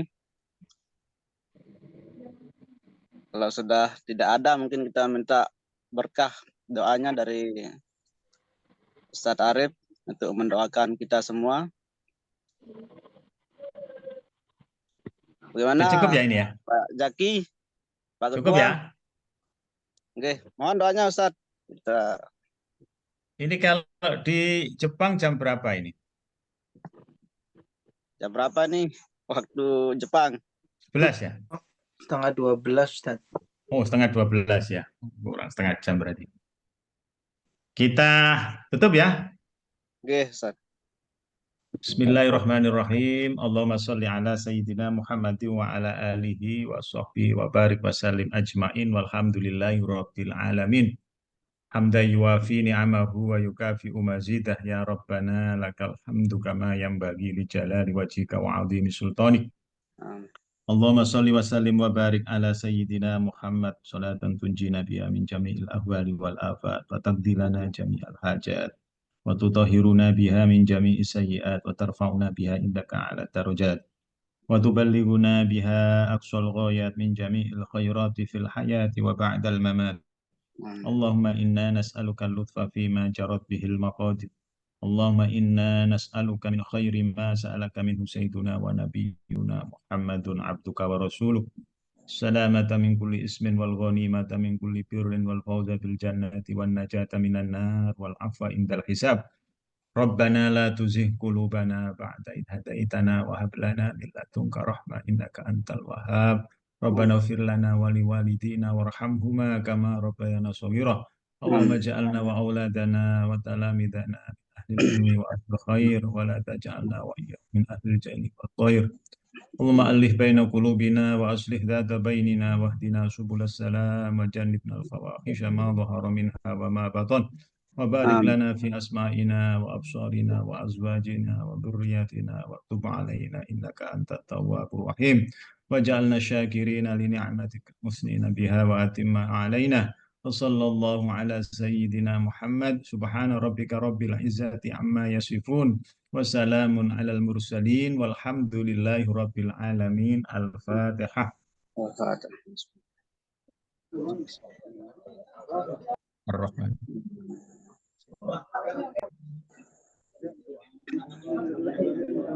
Terima kasih untuk sahabat-sahabat alumni semua ya. Moga-moga sukses. Amin, amin. Untuk Amin, Ustaz. urusan dunia maupun urusan akhirat. Amin. Amin. Allahumma. Ya, Kalau ada waktu main-main ke Al-Hikam, kalau ada dekat-dekat di sekitar Jabodetabek, kalau sekitar Jepang ya sulit. Kalau Lombok ya agak jauh juga Lombok. Insya Allah. Insya Allah bisa. Doakan saya bisa mengunjungi ke daerah-daerah kalian ya. Amin, amin, amin. Amin. Insya Allah saya sempatkan. Saya tanggal 26, 27 di Bandung, 26, 27, 28 di Bandung. Yang dekat Bandung bisa merapat ngopi-ngopi. Ada Al-Khalili di Bandung. insya Siapa yang di Bandung? Salahuddin di Bandung nggak? Allah. Asisten Kemenkyu. Oh, asistennya Bu Sri Mulyani ya Waka. Bahaya ini kalau. Kalau yang di Bandung itu siapa yang di Bandung? Mas Ada Rofil. Mas Rofil. Srofil, ya Srofil. Nanti diinfokan hotelnya, saya nggak tahu hotelnya di mana. Kapan itu saya ke Kendari mampir ke anak-anak yang pengabdian di Kendari sana, ada Hanif, ada siapa tuh di Konawe, apa daerah Konawe. Wah, ini ada Austria ini tuh, ada Ustadz Imam tuh. Wah, kalau Wina mah jauh mampirnya ya. Iya, Ustaz. Musim apa di sana? Musim durian apa rambutan? Masih winter akhir, Ustaz. Peralihan sebentar lagi. Waduh, alhamdulillah habis itu panas ya, semi ya. Iya, Ustaz. 3 sore di sini, Pak. Tinggal di mana? Di flat house, Ustaz. bareng Di, da- sama di daerah orang. mana? Di daerah dekat Central Station nggak? Oh, Oh, saya di distrik 20 saat dekat 20. Masjid Indonesia itu ke Islamic Centernya, Islamic Center Oh, Win. oh iya iya. Iya, Zat. Nggak besar kok kotanya ya. Kecil, Zat. Mm-mm. luar biasa Nunggu nih Iya, webinar Zat. internasional. Oh, ya, alumni Alhikam internasional ini. Iya, Go internasional. Ya, iya, harus sesuai semuanya ya lah. visi misinya. Bisa lah ikut beasiswa internasional tuh. PKU ke Amerika, ke Mesir. Ada tuh ya. Berapa bulan di Mesir, berapa bulan di Amerika kan lumayan tuh. PKU ya, yang PKU ya. Ustadz siapa tuh? Sendirian, Yusuf, Zat. Suladi, Ustadz Suladi, siapa lagi yang Fauzi, Fauzi mana Fauzi? Oke, nggih. Cukup nggih. Sun, Zat. Nggih, matur suwun. Assalamualaikum. Saya izin live ya. Oke. Tuh. Waalaikumsalam warahmatullahi wabarakatuh. Oke, monggo. Lanjut, start lagi jagungannya. Luar biasa. Halo. Ya, ya. Gimana sih? Oke, siap. Apa yang mau dibahas ini? Itu ada Pak Sekjen Wildan. Mana, Pak, mana? Silakan. tak ituin dulu itu. Sambil ngobrol-ngobrol dulu nggak apa-apa, santai. Ngobrol sih. Ini tak hubungi ketua dulu. Susah dia. Masih di jalan. Di mana? Ya. Tapi sekilas info buat teman-teman itu insya Allah hari Sabtu pagi, Sabtu siang kita disuruh hataman ya. Jadi ada hataman 7 kali mulainya hari Senin, Selasa, Rabu, Kamis, Jumat. Jadi setiap hari itu 1 kali hataman. Mintanya Bu Nyai. Begitu ya Ustadz Rifda. Kasih tahu sama panitia haul. Mana tadi Pak Sekjen? Mana? Udah Bilang. nggak ada juga, coba bilang dia. Lu ya. Dia coba. Jadi nanti kita agendakan untuk yang hataman hataman alumni itu kebagian di hari Sabtu. Hari Sabtu habis zuhur sampai hari Minggu subuh. Karena nanti jam 9 sudah mulai acara puncak. Itu di mana Pak Sekjen? Hataman di makam. Hatamannya di makam. Berarti kita ikut khataman juga di makam gitu. Maksudnya kan santri taman ceritanya nih. Enggak, santri-santri itu hataman dia udah dapat jatah. Jadi hataman itu 7 hari selama 7 hari, setiap hari itu 1 kali hatam. Jadi bacanya bil ghaib gantian 1 juz muter gitu loh. Jadi gantian 1 juz seperti itu. Jadi 7 kali hataman tanpa putus katanya seperti itu. Nah, hari apa itu Pak? Alumni kebagian hari Sabtu mulai ba'da zuhur paling jam 1 lah insya Allah. Oke, siap. Jam 1 nanti dibagi yang juz 1 mungkin Dr. Iriansa, juz 2 Kiai Solah, juz 3 siapa gitulah. Nanti yang datang langsung pegang mic lah. Kalau biasanya mic-nya dipegang gantian, sekarang pegang mic ya. Kita tunggu Pak Sekjen datang lah, nunggu arahannya. Nah itu nanti sambil santai lah. Panitia haul udah nyiapkan konsumsi kopi, teh, tempat tidur dan yang lain-lain udah disiapkan semua. Ya. Nah, jangan lupa sambal uleknya nih Pak Sekjen. Rokoknya butuh disiapin apa enggak ya? Soalnya ini ada rokok senior lumayan. Ada tembakau sendiri Lombok. Iya. Untuk untuk sekilas acara tapi belum fix ya. Nanti nunggu ketua susah dihubungi apa masalahnya. Acara jadi nanti kalau teman-teman pada datang hari Sabtu, mau datangnya pagi, siang, sore atau mungkin maghrib, kalau bisa sebelum Isya udah di Alikam ya. Jadi nanti info di grup yang datang siapa aja, nanti akan ada teman-teman panitia yang jemput teman-teman semua. Panitia udah siap, jadi kalau nanti dibutuhkan, butuh apa, butuh kopi dan yang lain-lain, tinggal hubungi panitia. Gitu. Teman-teman yang jauh kan pasti biasanya datangnya pagi tuh, Sabtu pagi atau Sabtu siang, nanti langsung hubungi aja. Kalau enggak woro-woro di grup, aku udah datang, pada kemana? Nah itu nanti biar disiapkan semuanya. Kemudian untuk tempat transit atau tempat tidur itu seperti biasa di Zawiyah, di gedung STKK. Sama satu lagi, kalau Pak Adib belum datang, katanya di rumahnya Pak Adib. Itu Jono kambing rokok dia tuh. Iya. Di rumahnya Pak Adib gitu. Padahal rencana pengen di gedung PESMI ya, lumayan itu. Enak.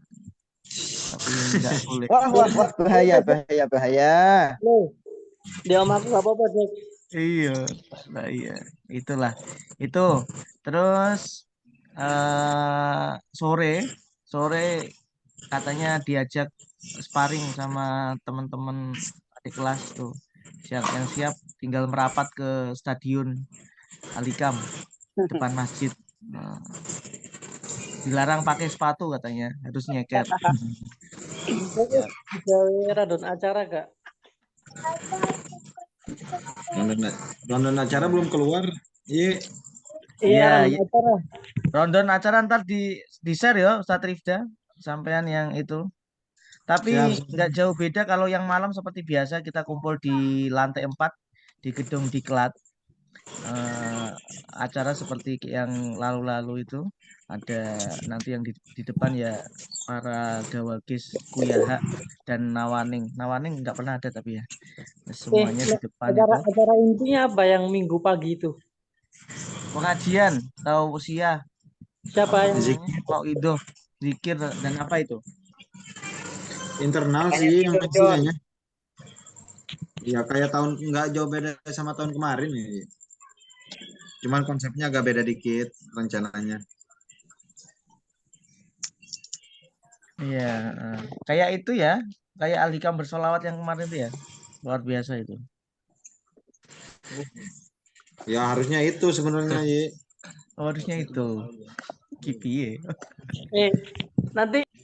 Nanti ini sekalian apa? Reuni angkatan 1 2 apa? Adro selawatan. Ngomong tok nggak datang nanti ngomong tok Jono kambing. Nggak mau sih Pak kemarin. Aceh. Dia kau Aceh. Rohingya itu. Datang lah insyaallah. Aceh ini udah pakai paspor Pak, gimana ini?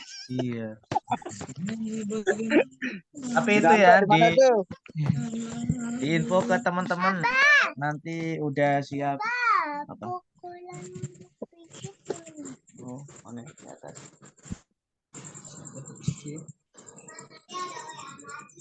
Pak Ketua ini sih. Lagi ngerekap itu katanya, ngerekap di tingkat kecamatan. K1 ya? Iya. Lagi nge-print ya, Pak? Katanya. Mau lapor awal suaranya dia biar nggak hilang tuh. Gak terima kayak CE. Iya. Gimana kabarnya, Gus? Boleh. Oke, Ustaz. Ini ada apa namanya? Ada sekilas info dari acara Yi.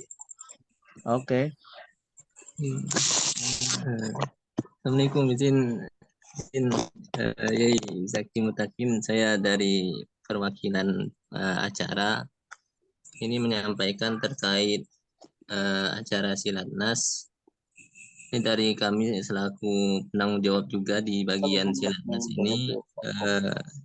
Jadi nanti mungkin bisa kerjasama koordinasi lebih lanjut terkait mulai dari konsep acara dan hal-hal yang berkaitan dengan Silatnas gitu ya.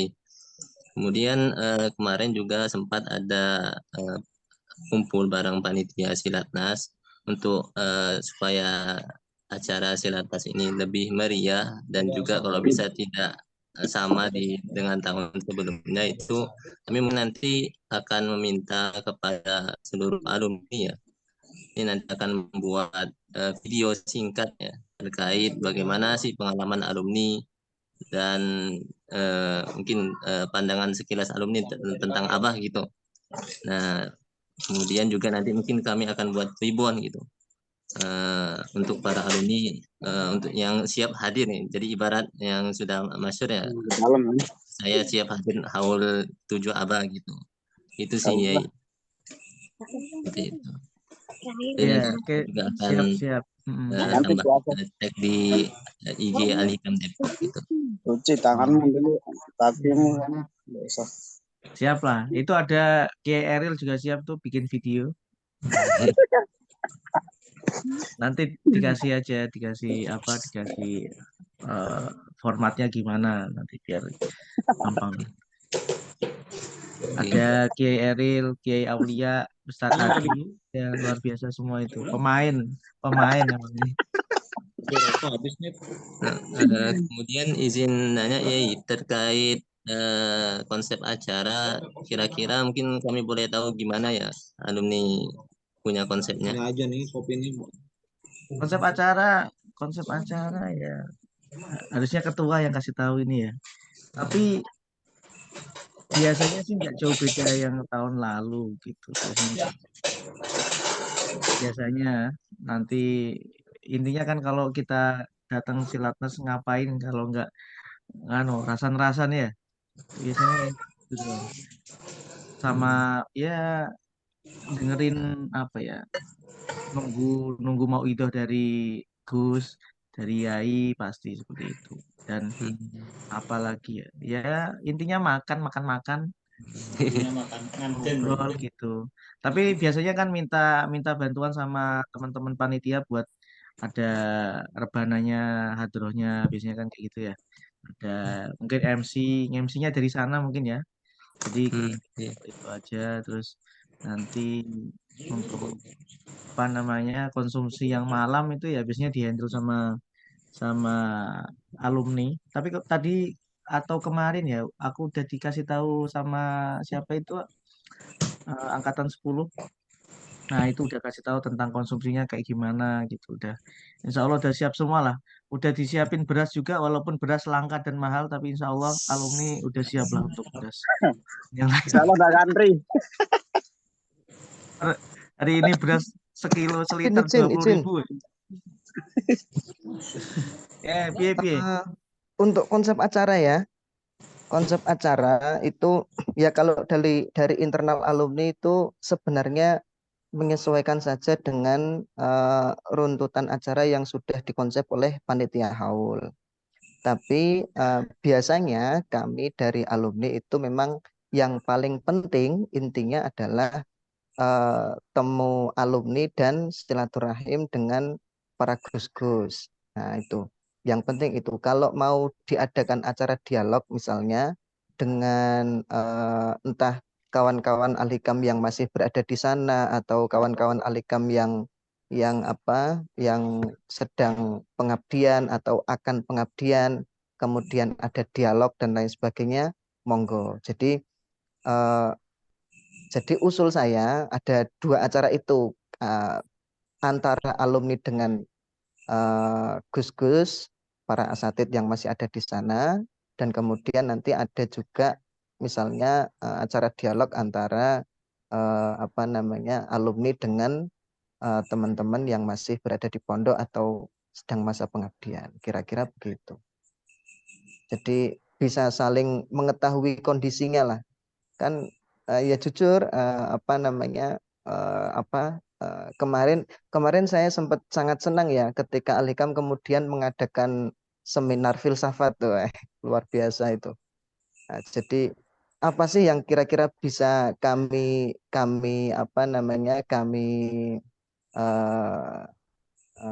suarakan lah kira-kira. Oh, Alikam ini kayaknya dari kacamata kami itu butuh ini. Nah, itu bisa dihasilkan dari dialog-dialog itu. Kalau memang mau diagendakan nggih, monggo, ini saran saja, usul. Terima kasih.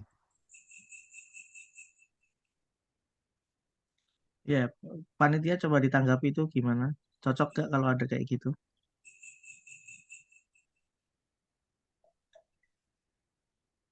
Halo, ini kok malah nggak bergerak ini?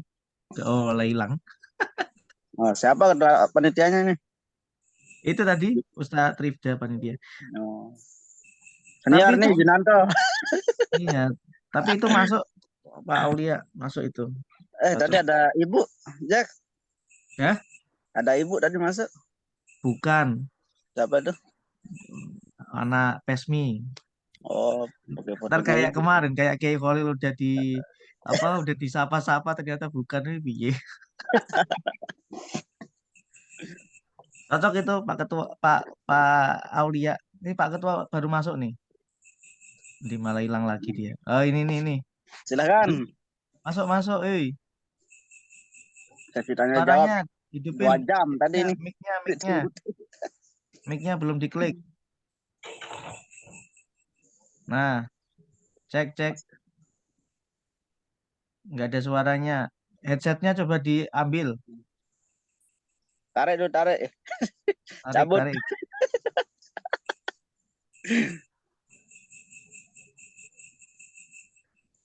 Oke, siap Kiai Sufyan. Iya, sinyalnya tadi putus sih. Itu.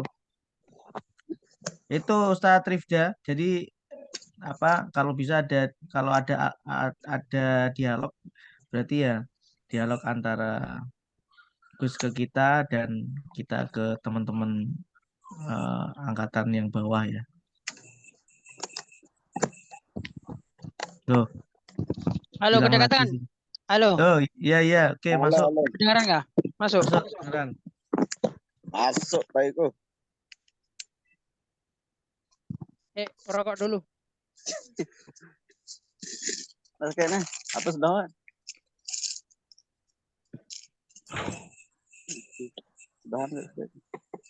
Ngapain direkam ini? Tetep aja rekaman nih. Aku ini kelempar ya, nggak jadi admin lagi. Oh iya, hilang rekamannya dia saya rekam nih, Ustadz Arif. Udah ngerekam 1 jam. Lupa di sip. Gimana? Mas Ian udah tak WA suruh matiin rekamannya. Belum dilihat. Ya, mohon nanti rekamannya dikirim. Ada bahan. Wildan besok berangkat nggak, Wildan? Cek coba Wildan. Mana Wildan? Si ibadah mungkin nih, Pak Sekjen. Malam Jumat ya. Katanya itu tadi WA saya gini. Saya ada kegiatan kalau malam Jumat Kiai pengajian bapak-bapak. Oh, katanya gitu. Eril jadi host, matiin rekaman. Mana ini? Hentikan ini. Yang bawah.